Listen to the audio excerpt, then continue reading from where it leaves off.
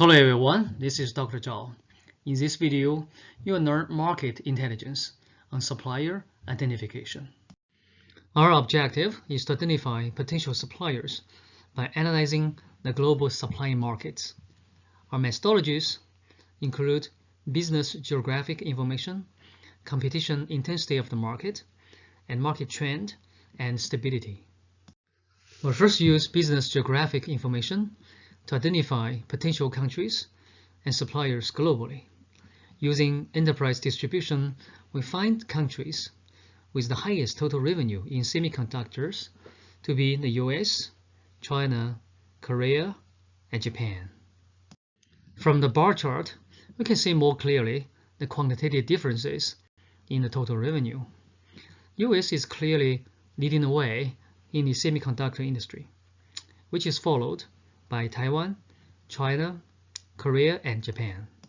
In addition to total revenue, we also look at the revenue growth rate of the semiconductor industry by country.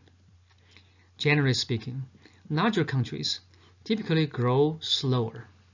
However, you can see that Taiwan and Korea, the two largest countries in semiconductor industry, also had the highest growth rates. So in what follows, we shall focus on three countries for semiconductor suppliers for iPhone, that is US, Taiwan, and Korea. The trend analysis of the industry total size can compare the semiconductor industry among different countries for multiple years. We can see that the US constantly outperformed Korea and Taiwan in both revenue and profits.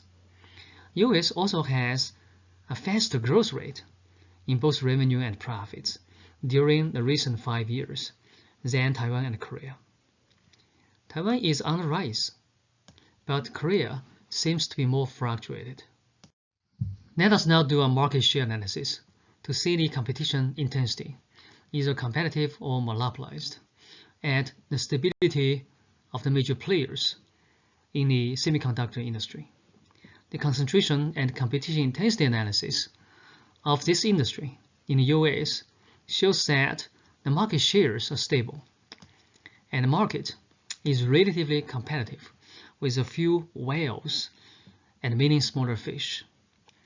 The major players are Intel, Qualcomm, Micron, and Texas Instruments. The four-firm concentration ratio shows that the top 4 US semiconductor companies account for some 60% of the market share, and is becoming less concentrated over time. It is not a monopoly or a duopoly market, but it has quite some choices out there. The net income analysis shows a different picture. While Intel and Texas Instruments made a stable net income over the past few years, Qualcomm and Micron are quite fluctuated in net income. Indeed, Qualcomm's net income is negative in year 2018. Micron made a huge net income in 2018, which gradually decreased in 2019 and 2020. Following this analysis, we can pick a few potential suppliers for CPU from the enterprise ranking of the publicly traded semiconductor companies in the US, Taiwan, and Korea. As an example, Intel, Taiwan Semiconductor Manufacturing Company, TSMC, Qualcomm are picked because of their size. GlobalFoundries is picked to enhance supplier diversity. You are free to pick other companies as you wish in your analysis. In summary, we select the potential suppliers for the CPU of iPhone to be Intel, Qualcomm, and GlobalFoundries from the US, and TSMC from Taiwan. Samsung used to be a reliable CPU supplier of Apple, so we shall include it as a candidate despite leaks and competition issues. We keep Samsung as a potential supplier also because of the challenges involved in switching supplier for critical components such as microchips.